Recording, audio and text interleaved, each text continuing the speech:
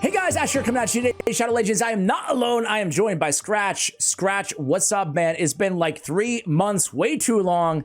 How you doing, bro? Yeah, doing great, man. Doing great. Nice to be on the channel again. Thanks for having me. And yeah, it's been like ages, right? Yeah, you hate me, man. I just say it. Just say it. I think you hate me, bro. Like, I know you hate me, bro. You never call. You never DM. You never email me or anything like that. You know, no text. Well, I'm feeling No Snapchat. Hope you have a good day. Hope you have a better week. I hope your month is full of successful days. I'm feeling the inspiration, man. Honestly, it's I love collabs. I love them. And I go through spurts, I've noticed, and now my viewers have too, because I've done like 4 this week, right? It was like I do a collab and I'm like, these are really fun. I should do them a lot more often. And then you know how it is, like, not to be a baby about it, but it's the scheduling and everything like that. But anyway, we're here. I'm thrilled to be, first of all, your raid channel's killing it, man. You were nominated and lost alongside me for Raid Creator of the Year, so congratulations. Thank you. It's cool to see you grow from where you started as a creator, though, to even be in that conversation, and it's so highly deserved. You're also killing it in Dragonair, so good job there, and you're all over the place, man. So you're growing in Raid, so hats off, dude. Today, my friend, we're gonna rank. Or we're gonna draft. I thought this would be fun because we see tier lists of fusions, the best fusions, but we're gonna have a little draft. Like we're gonna start our own account, start a brand new account, but Plarium, out of the kindness of their hearts, I'm sure this is very realistic, Skratch, they're gonna come to us and say, hey, we'll start you off with 10 fusion champions out of the 61 that there's been. Can you believe there's been 61, bro, fusions? No, it's crazy. Like when you just said the number, I'm like, wow, wow. I know. I mean, I'm gonna show them on the back here, but in the background, but like there's way more than I remember, man. There's way more. Same, and, honestly. And as you scroll back too, I start to forget about some of these fusions. Like I'm trying to remember who I totally forgot about. Let's see. I forgot that Elegaius was a fusion. I remember Vergamkar, I remember Drockle, Gerptuk, Skull-Lord. I guess I remember most of them. But I started playing after. When did you start playing? Were you here for every fusion?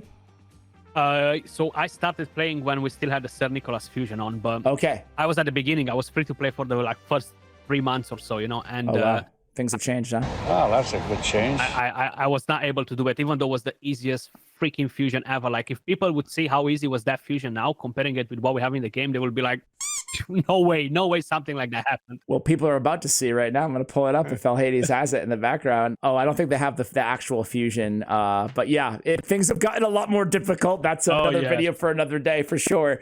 Okay, let's do this. We're just going to draft, man. You're the guest. You get top pick. You know every fusion in the game. This is really tough because we didn't prepare a ton for this to be. It's kind of a gut feel, my friend.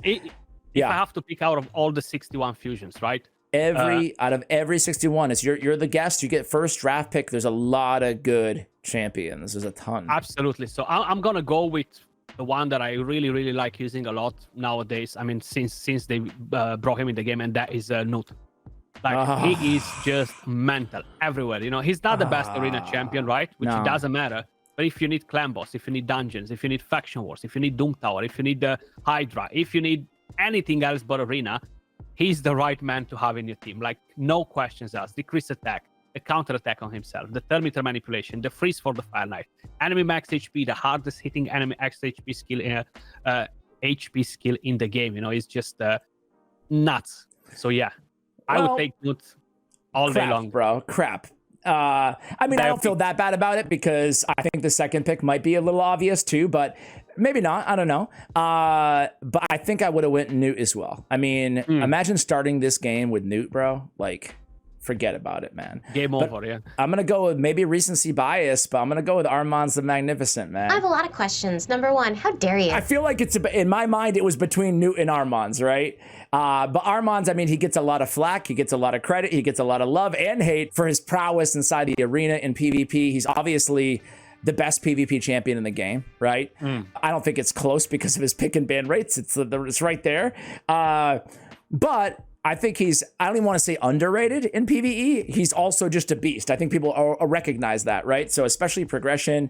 It's funny, there was like they had a free to play a bunch of creators had a free-to-play event going on. I didn't take part, but I know that it was in the middle of the Armand's Fusion. The event was going on, and I forgot who was telling me. I think it was Nubs. He's like, dude, when people started getting Armands, it was like the progress went from like skyrocketed like tenfold to what it had been before they had Armands on their account. So, yeah, I mean, the guy, you know, the best controller in the game, since he's stealing turn meter and stunning, let alone the rest of his kit is just busted, man. Like, I mean, we could go through it.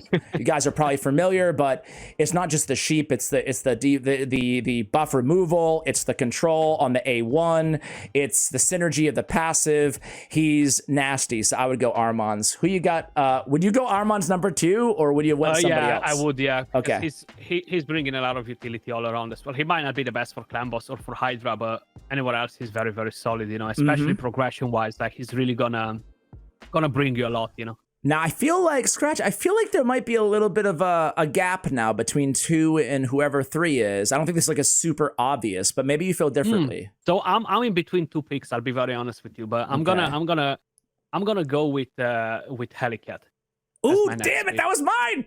Was it? Again, I took it from you. See, there you go. You son of a jackal, Skratch. This is how you treat all your guests. Okay, maybe there is an obvious third then. I was gonna go Helicat as well. Okay, good choice, good choice. I think he's just very complete as a champion, you know, and being able to make a full Clan Boss team just with him, without having a different stun champion, without having anything for the AoEs, because he brings in the block damage, then he brings the shield, the increased defense, the counter attack, the weaken.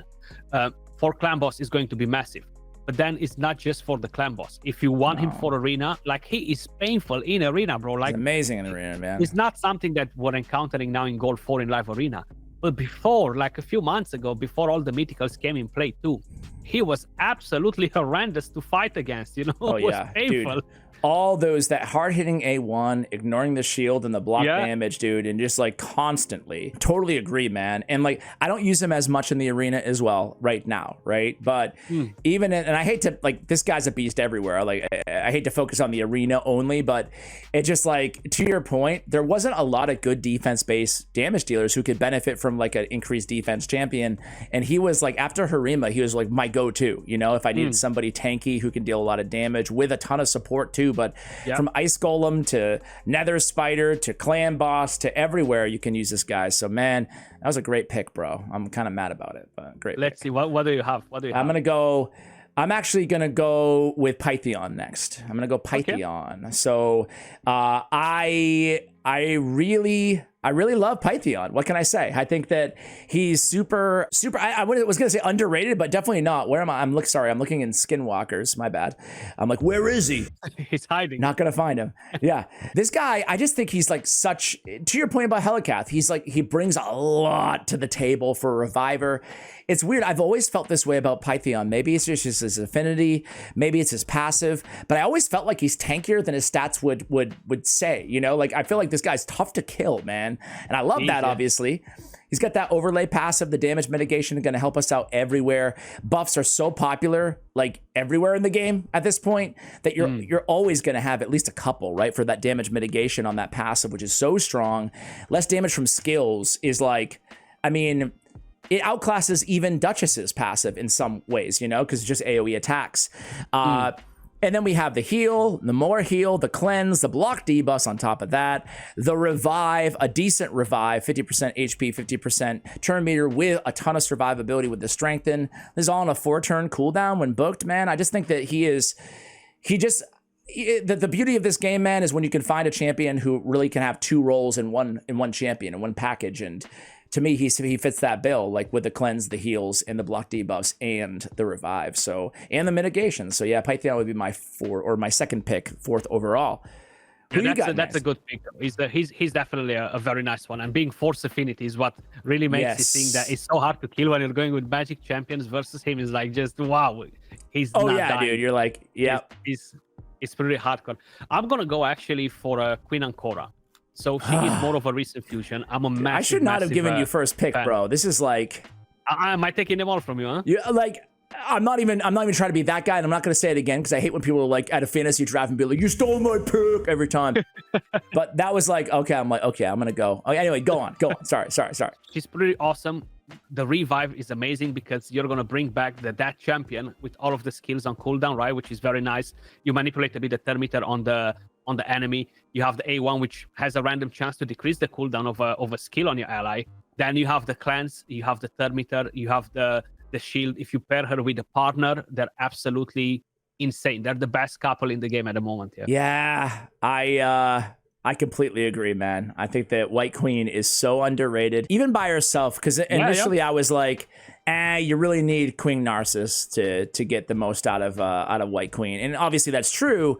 But nah, she's pretty good. Like, even when I draft her and Narcissus gets banned, or I draft her to block a Narcissus, or I'm just using her regularly in the game and like Curse City, Restrict, whatever, I always love White Queen. She's really strong. So I agree with that pick. Good choice.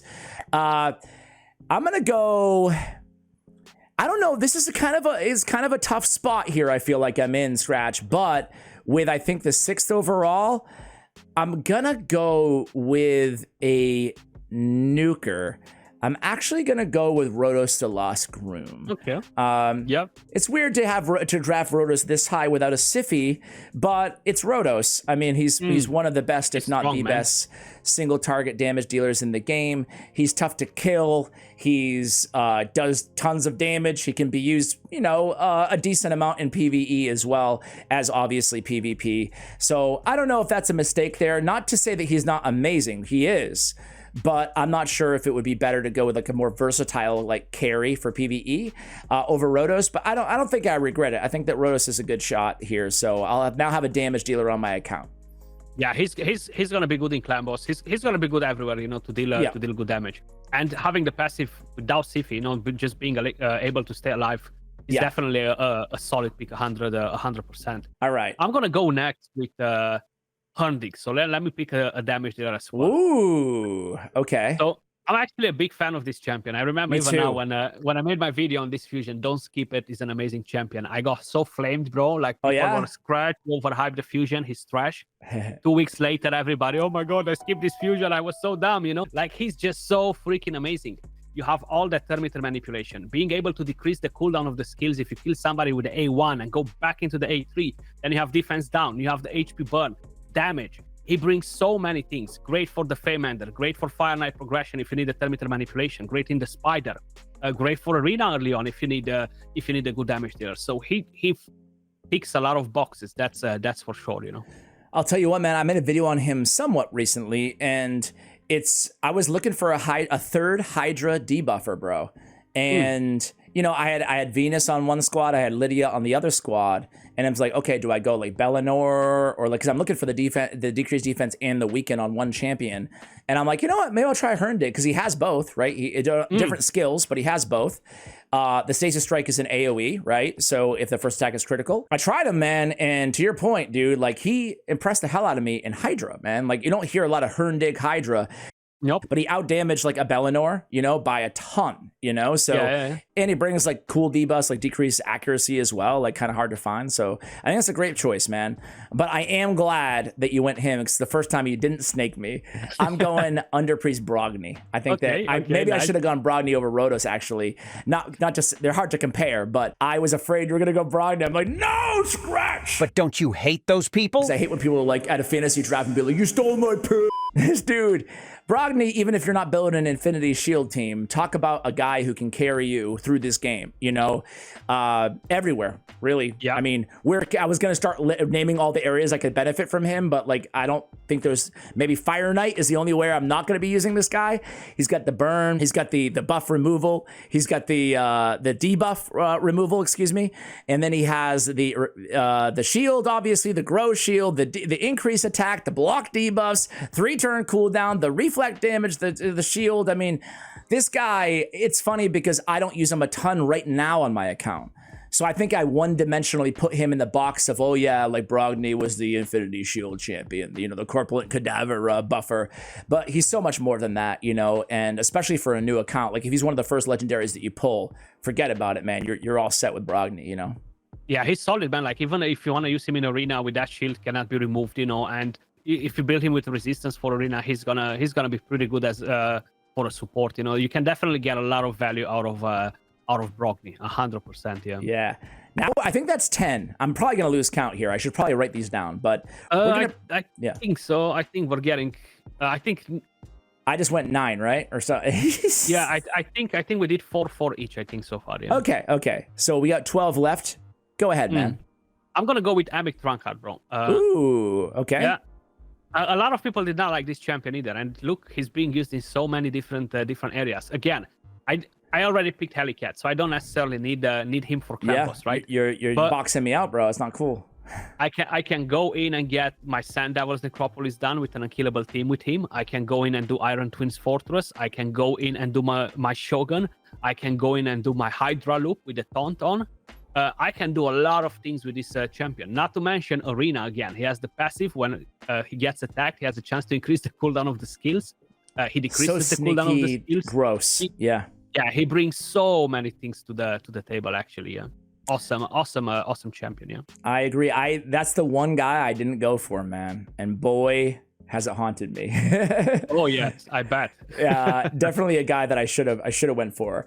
I'm actually going to go a little bit off the beaten path here on my next choice, and I'm going to go with.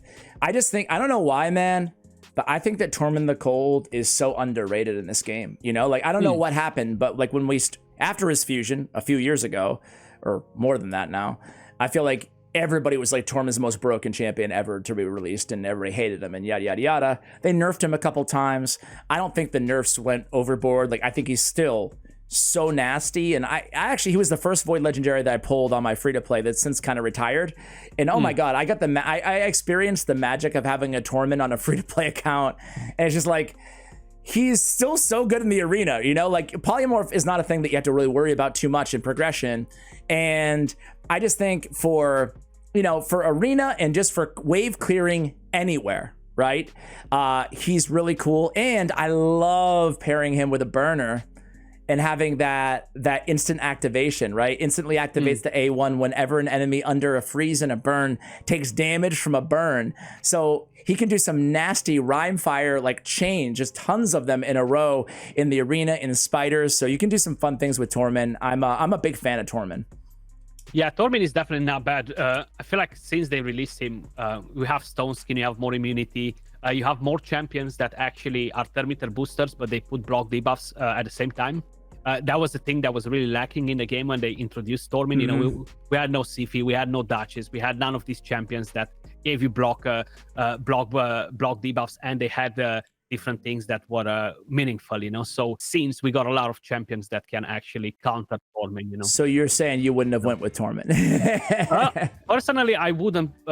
I'm not using him at all now anymore. I used him quite a bit in live arena before to counter Marichka and Taras. Yeah, because of their thermitter, you know, and they had no block debuffs.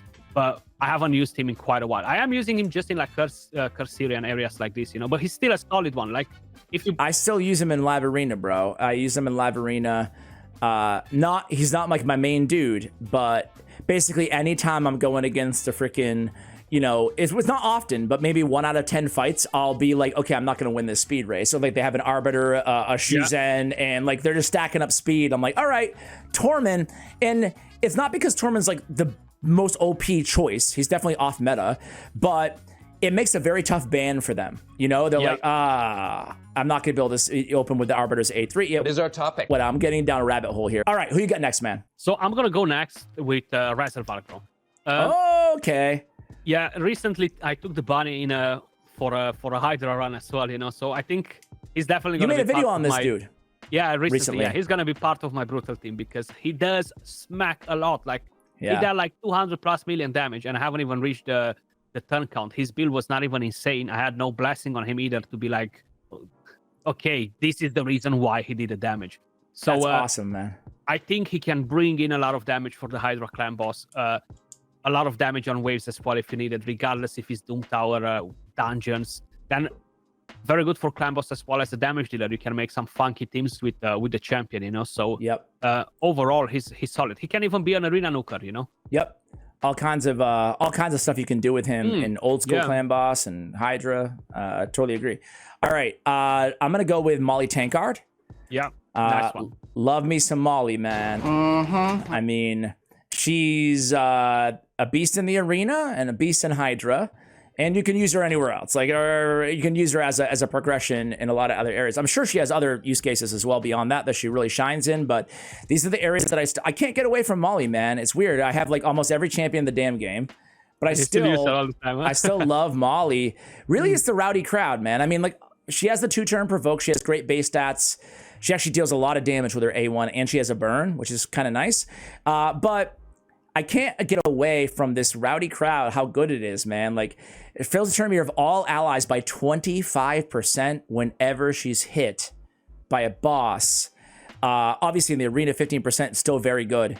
But she's hit all the time. She has a provoke, right? So, like, she's just a turn meter fill machine. Like, people don't give her enough credit for, if you build her fast enough, she's like better turn meter than a Nekmothar or whoever, you know?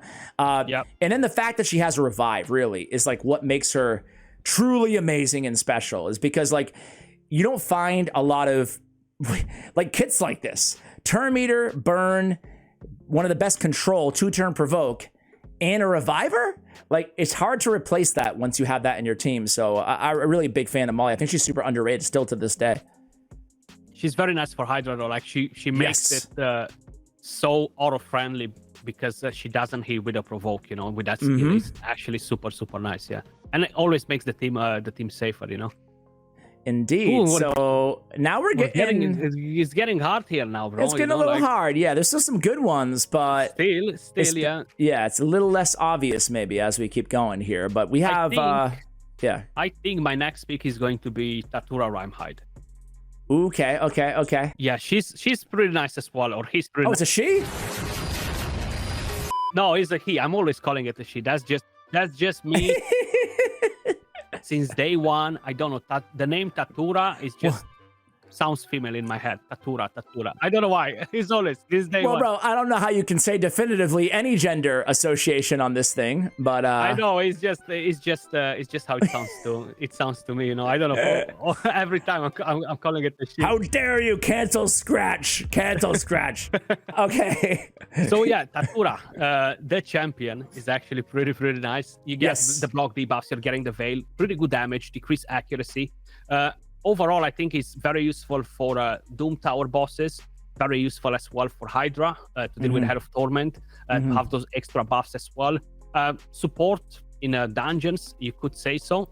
So overall, yeah, I think was a pretty good fusion. And this was a Christmas fusion, if I'm not mistaken. Yes, it was. Yeah. He was right the year before Nishak or the year after? I think before. I think, the year before. Yeah, and then Pixnil was the year before that, right? I think. Yeah, awful, man. I don't know. Yeah, right? Is she next for you? Pixnil, that's my next. I'm just joking. It's tough because there's still actually a lot of really good choices here. You know, I don't want to... They are quite a few, yeah. You know? So I'm kind of torn, not because they all suck, but because there's like 2 or 3 that I really like. I'm not going to say them out loud, but I'll share my viewers. I like this dude. I like this dude a lot. But I'm going to go, and I like these 2. So these are like but there's a couple others. Anyway, Skratch is like, just shut up and choose. All right, I'm shocking the world, and I'm going to go with Lana Therrell. Lana Therrell sounds like some sort of like a medication or something, cough syrup or something. I don't know what you'd give to your little son.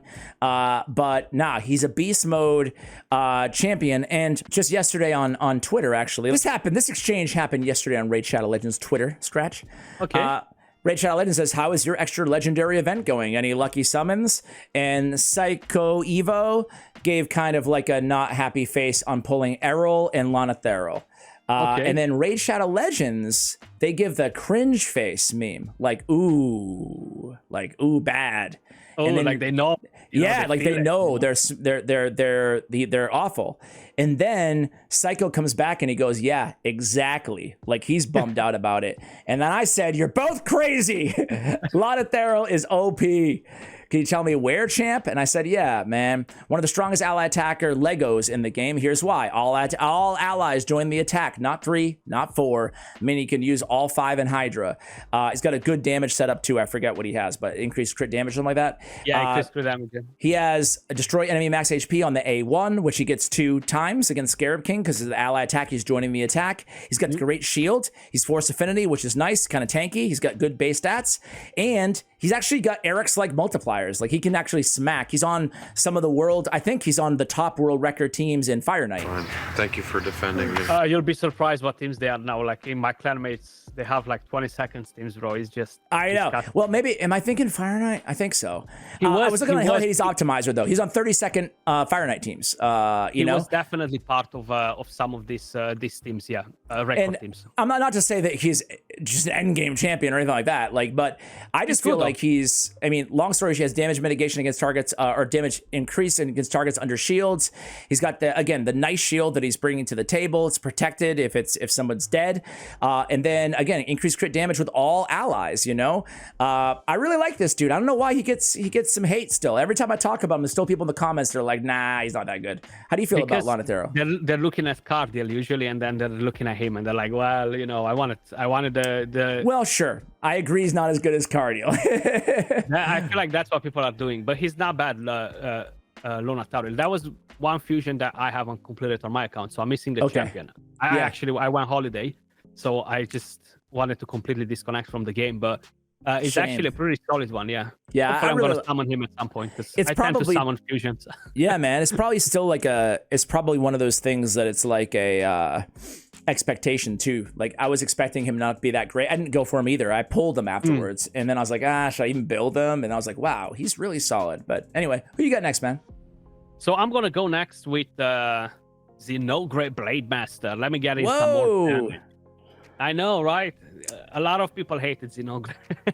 A lot of people not hate, but yeah, like I mean, she's grown on me a bit. So what do you think about Xenogre? I think she brings a lot with her kit, bro. Like there are not many champions in the game that can bring as many things as she does, and being able to knock down the Fire Knight, especially on a new account, let's just say as an idea with her, is just like next level, and all the multi hits, the weaken, and you have the increased speed on all of your team. The quadruple that's hit really good. increases the thermometer, then you have increased attack, you have leech, you have decreased attack, the passive, the speed aura for dungeons early on, 30% is just mental, like she's really, really good for all this stuff. Yeah, I agree. Do you use her right now? Right now, I don't know. Okay, there she is. I used her in Cursed City. I built her for just a Cursed City, probably like a Fire Knight or something. Yeah. And I was also like pretty dang impressed, more so than my initial review. So I can totally see that. She probably wouldn't have been my next pick though. I think my next pick is going to go to, I think now we just come down to our personal faves at this point on the list, right? And man, I love Walking Tomb Drang. Another dude who I didn't initially go for, but who I absolutely love. And trying to keep track of our count in the background here. Yeah, me too. He's so good, man. I mean, I'll keep it simple here. Got a good aura, HP in all bows, 30%. He's got a great heal, equalized HP, brought up to the level of the highest HP. He's got the AoE burn that can't be resisted on a 3-turn cooldown, 100% land rate, and then he's got the activation that cannot be resisted on his A1. No need for accuracy. Use him anywhere, just no matter how high the resistance is. He's got I just feel like the fact that this guy is healing that well and instantly activating and placing burns, he's really a unique burner in a lot of ways. He's like a way better version of Ignatius, in some ways. Yeah, it definitely is, especially that he's so much better for the Sand Devil too, and the cooldowns are better on him, So overall, yeah, you can do one of those duo Sand Devil champions with Aniri. Ice Golem hard. He's an all-star, So yeah. Who you got next, man? I'm gonna go with Krila Witch Arm. Okay. She's not necessarily my most favorite ally attack champion now because we have Mikage, but she's definitely one of the better ones, I would say. You get the increased attack. You're getting the increased crit rate, if I'm not mistaken. Yep. You're getting the ally attack. The only thing that I'm not such a big fan is that she's randomly picking the allies. That's what I don't like. Yeah. Sometimes I'm doing a Fire Knight run in the Cursed and I'm like, please get Apothecary in. Like, that's what I was doing last night. Get Apothecary, and then she was taking Royal Guard. And I was like, no, it's a single hit. I want triple. No. Yeah. That's the thing with her. But she can provide... Yeah, I don't like how the enemy's random too. Obviously in most cases, that's not a big issue. but it's like sometimes, you know, there might be like nether spider, you want to attack the nether spider or whatever. Like I'm just using an example, right? But then she'll go after a spiderling or whatever because it's random. So I like Krilla, but I don't like her as much as I used to, you know? Yeah, exactly. But out of the fusions, I do think that she can be pretty solid to help you out. You know, giving you those buffs is pretty nice, and she hits pretty hard. She stun as well. You know. Yeah. So I think she's a solid one. Yeah. I agree. She does have those buffs, and it's a 4-turn cooldown, but they last for 3 turns, so that's great too. Yeah. So yeah, I like her. She has a little shield on the A1. I'm gonna go with this is my second to last pick, I think. I think so. I'm gonna go with I cannot let this go by without picking Mighty Uko. Mighty Uko. Yeah. I already have Pythion, but now I got an embarrassment of riches at my Force Affinity Legendary Revivers.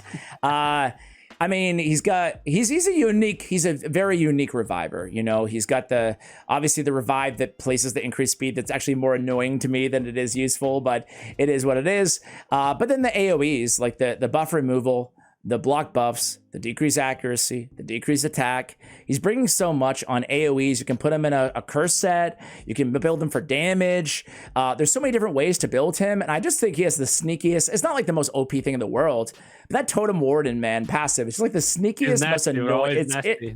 This steals buffs and then protects them to add insult to injury on that passive. I just think he's such a fun champion, and he's very versatile as well, and speed in all battles on the aura as well. So I've actually I used to use him in Hydra, then I stopped for a while, and now I brought him back into the rotation. I'm having some fun with him. Yeah, is actually a nice pick. Do you call her she again, Skratch? No, she worked the champion, the character. Because I see nipples, man. They're not going to allow that if it's a he. Then no way. Yeah, probably not. All right. It needs to be PG. But it's a good, Uko is a good champion, yeah. All right. So this is your last choice, man, right?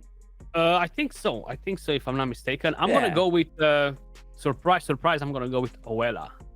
Ooh, okay. Yeah. I see you getting picked up a little bit more use case-wise out there, you know? Yeah, I think Oela is nice. Like, decreased speed on the A1, you're going to get a healing, you're going to get the increased duration of all buffs, you're going to get thermometer, you're going to get increased resistance.